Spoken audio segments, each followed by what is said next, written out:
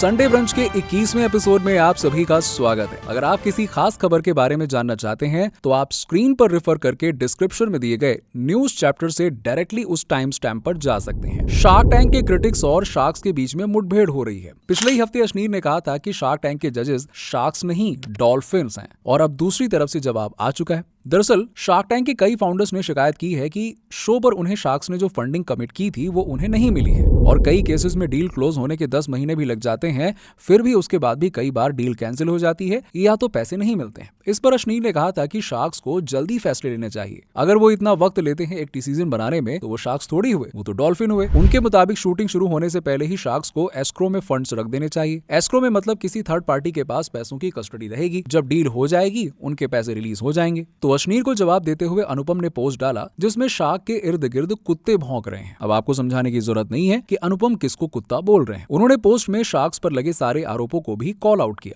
जैसे पहले कोई कहता था कि शार्क्स अपना पैसा इन्वेस्ट नहीं करते हैं, फिर शो स्क्रिप्टेड होता है, फिर कोई कह रहा था कि शार्क्स सिर्फ प्रॉफिटेबल स्टार्टअप को फंड करते हैं, और अब शार्क इन्वेस्ट ही नहीं करते हैं। और उन्होंने ये लिखा, कुछ बोलो तो टॉमी, कुछ ना बोलो तो भी डॉगी। दोस्तों ये तो हो गई इंडिया और शार्क टैंक की बात, लेकिन हाँ यूएस में तो कुछ और ही गेम चल रहा है। कैलिफोर्निया बेस्ड कंपनी कैरनेल का सीईओ ब्रायन जॉनसन हर साल $2 मिलियन यानी कि 16 करोड़ रुपए खर्च करता है ताकि वो 18 साल का लगे। जी हाँ, ये गजब का खेल चल रहा है। 45 साल के ब्रायन जॉनसन एक एंटी एजिंग प्रोग्राम फॉलो कर रहे हैं जिसका नाम है प्रोजेक्ट ब्लूप्रिंट। उनके डॉक्टर्स का दावा है कि ब्रायन के हार्ट को 37 साल के इंसान जितना बना दिया गया, उनके स्किन को 27 साल के इंसान जितना टाइट कर दिया गया, और उनकी लंग कैपेसिटी 18 साल के शरीर जितनी है। वो दिन में 100 सप्लीमेंट्स लेते हैं, डेली बॉडी फैट स्कैन्स और रूटीन MRI करवाते हैं, और सुबह 6 से 11 के बीच में खाना खाते हैं, और 11 बजे उनका आखिरी खाना होता है। ब्रायन जॉनसन कर्नेल के पहले ब्रेन ट्री के फाउंडर रह चुके हैं। ब्रेन ट्री एक पेमेंट प्रोसेसिंग कंपनी है जिसे उन्होंने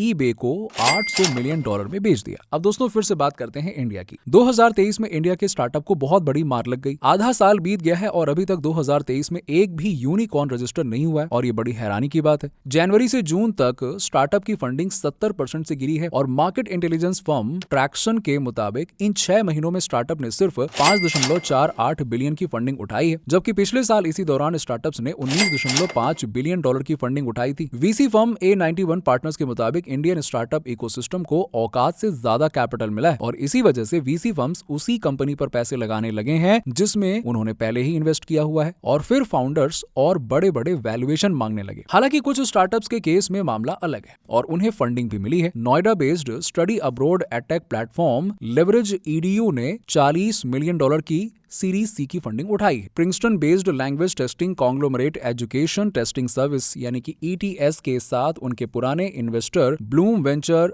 DSG कंज्यूमर पार्टनर और कैजन वेस्ट PE ने हिस्सा लिया था। इस फंडिंग राउंड के बाद में उनका वैल्यूएशन $150 मिलियन तक पहुंच चुका है। उन्होंने कुल मिलाकर $70 मिलियन की फंडिंग उठाई हुई है, और उनका FY23 का रेवेन्यू 100 करोड़ का था। ट्रैक्शन के मुताबिक अप्रैल 2022 और मार्च 2023 के बीच में एडटेक कंपनीज ने सिर्फ $1.33 बिलियन उठाए हैं, लेकिन इसके बावजूद लेवरेज EDU ने फंडिंग उठाकर दिखाई है, यानी वो अच्छा कर रहे हैं। इसकी एक वजह यह हो सकती है कि लेवरेज EDU इंडिया के नहीं बल्कि ओवरसीज के मार्केट जैसे कि नाइजीरिया और नेपाल पर भी फोकस कर रहे हैं, और इस फंडिंग से वो US और ऑस्ट्रेलियन मार्केट में भी उतरेंगे। चलिए बात कर लेते हैं ज्वेलरी के बारे में। ज्वेलरी स्टार्टअप जीविया ने सीरीज B फंडिंग राउंड में अजीम प्रेमजी के वेंचर कैपिटल प्रेमजी इन्वेस्ट से 270 करोड़ रुपए की फंडिंग उठाई है। उनके पुराने investors Aditya Birla ventures, Alteria capital और A91 पार्टनर्स ने भी दोबारा इन्वेस्ट किया हुआ। इसमें 200 करोड़ इक्विटी के बदले में और बाकी के 70 करोड़ रुपए secondary sale transactions. Secondary sale में कोई नया बायर या इन्वेस्टर कंपनी के फाउंडर के या अर्ली एम्प्लॉय के या फिर पुराने इन्वेस्टर के स्टॉक को पैसे के बदले में खरीद सकता है, यानी कि वो पैसा कंपनी के अकाउंट में नहीं जाता है। इसमें एक प्रॉब्लम ये होती है कि फाउंडर सेफ हो जाते हैं क्योंकि वो सेकेंडरी सेल में स्टॉक बेचकर मालामाल हो सकते हैं। अश्नीर के थर्ड यूनिकॉर्न के को-फाउंडर असीम के मुताबिक ऐसा इंडिया में हर राउंड के बाद करने देते हैं। पहले वाला तो निकल गया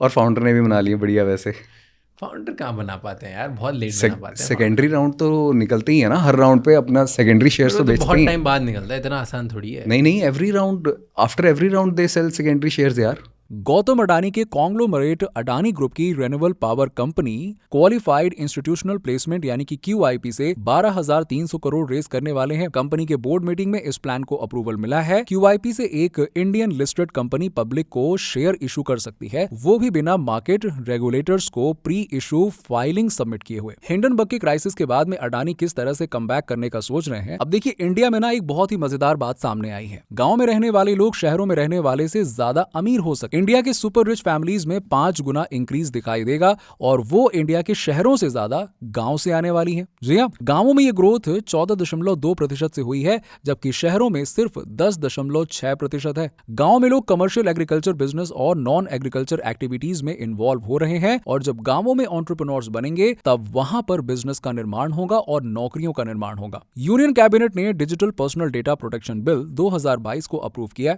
और ये bill ministry of electronics and information technology के द्वारा पार्लियामेंट के मॉनसून सेशन में टेबल पे होगा, जो कि 20 जुलाई से शुरू होगा। प्राइवेसी के मामले में डेटा ब्रीचेस पाने के बाद 250 करोड़ तक के पेनल्टीज भी लग सकते हैं और कैबिनेट अप्रूवल के बाद में 500 करोड़ तक के पेनल्टीज भी लग सकते। अब दोस्तों, जैसे जैसे AI सुपर इंटेलिजेंस बनता जा रहा है वो उतना ही खतरनाक भी होगा। सीधी सी बात है, इसमें कोई कहने वाली बात नहीं है। यानी कि पूरी तरह से इंसानों के हाथ से कंट्रोल जा सकता है या इंसान एक्सटिंक्ट भी हो सकते हैं। ऐसा ना हो इसीलिए ChatGPT की पेरेंट कंपनी OpenAI टीम्स बना रही है और वो टीम्स ध्यान रखेंगे कि ऐसा ना हो। दोस्तों, ट्विटर को टक्कर देने के लिए मेटा ने 6 जुलाई को एक नया सोशल मीडिया ऐप लॉन्च किया है जिसका नाम है थ्रेड्स। वैसे तो जब से इलॉन मस्क ने ट्विटर एक्वायर किया हुआ है, ट्विटर के नए राइवल्स जंग का ऐलान कर रहे हैं। जैसे ट्विटर के फाउंडर जैक डॉर्सी ने ब्लू स्काई शुरू किया हुआ है, लेकिन मेटा उनसे एक कदम आगे है क्योंकि जुकरबर्ग ने सीधा इंस्टाग्राम का इस्तेमाल किया हुआ है। इंस्टाग्राम का 2.35 बिलियन का मजबूत यूजर बेस है और इसीलिए एप्पल के बाद ऐप स्टोर और गूगल के प्ले स्टोर से थ्रेड्स डाउनलोड करने के बाद आप लॉग इन विद इंस्टाग्राम कर सकते हैं और फिर इंपोर्ट फ्रॉम इंस्टाग्राम, जिससे आपका सारा का सारा डेटा इंस्टाग्राम से ही निकल कर आ जाएगा। सिंपल है। उसके बाद रैंक के बेसिस पर आपको आईडी मिलेगा और वो आईडी बैच की तरह इंस्टाग्राम प्रोफाइल पर यूजर नेम के नीचे दिखाई देगा, जिसके लोग दीवाने हो जाएंगे बहुत जल्दी। ऐप लॉन्च इतना सक्सेसफुल रहा है कि सिर्फ एक ही दिन में थ्रेड्स पर 10 मिलियन डाउनलोड्स आ गए। यहाँ तक कि ChatGPT को भी 1 मिलियन डाउनलोड के 5 दिन लगे थे और आखिरी बार 50 मिलियन यूजर्स ने ऑलरेडी साइन किया था। थ्रेड्स का डिजाइन बिल्कुल इंस्टाग्राम के कमेंट सेक्शन की तरह ही है, लेकिन रिप्लाइंग और रीपोस्टिंग ट्विटर के जैसा है। जहां ट्विटर में सिर्फ 280 कैरेक्टर्स होते हैं, वहीं पे थ्रेड्स पर 500 कैरेक्टर्स, 10 फोटो और 5 मिनट तक के वीडियो आप डाल सकते हैं। लेकिन थ्रेड्स में ट्विटर की तरह ही हैशटैग और ट्रेंडिंग सेक्शन नहीं है। हालांकि ये features Meta directly copy paste नहीं कर सकता है क्योंकि ट्विटर का IP बीच में आ जाता है। मेटा फाउंडर मार्क जुकरबर्ग ने स्पाइडरमैन ट्वीट से थ्रेड्स का ऐलान ट्विटर पर किया है और इस ट्वीट से बताना चाह रहे थे कि थ्रेड्स ट्विटर का ऑल्टरनेटिव बन सकती है। ये 11 सालों में उनका पहला ट्वीट था। उससे पहले उन्होंने 2012 में ट्वीट किया था और ऐलान हुआ है कि सामने वाली पार्टी से भी जवाब आ चुका है। इलॉन मस्क ने ट्वीट किया था कि कंपटीशन अलाउड है पर चीटिंग अलाउड नहीं है और शायद ट्विटर थ्रेड्स के खिलाफ लीगल एक्शन लेगा। ट्विटर अटॉर्नी एलेक्स स्पीरियो ने मेटा को लेटर भेजा है जिसमें उन्होंने इल्जाम लगाया कि मेटा ने ट्विटर के थ्रेड सीक्रेट्स को कॉपी किया हुआ है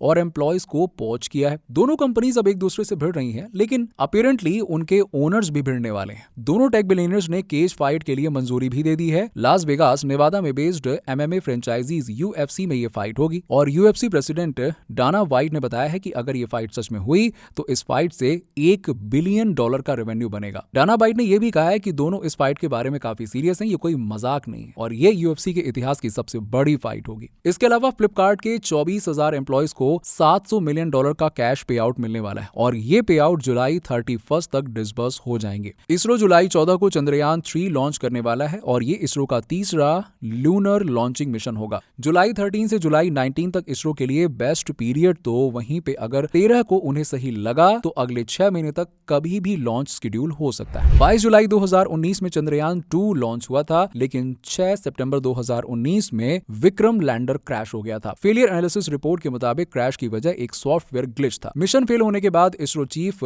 डॉक्टर के शिवान को नरेंद्र मोदी ने गले भी लगाया था और इसीलिए चंद्रयान 3 इसरो कमबैक मिशन होगा। तो दोस्तों, आज के लिए फिलहाल इतना ही। उम्मीद है कि आपको वीडियो पसंद आया होगा। अगर आप ऐसे ही टॉपिक्स पर वीडियो पसंद करते हैं तो प्लीज चैनल को सब्सक्राइब करना मत भूलिएगा।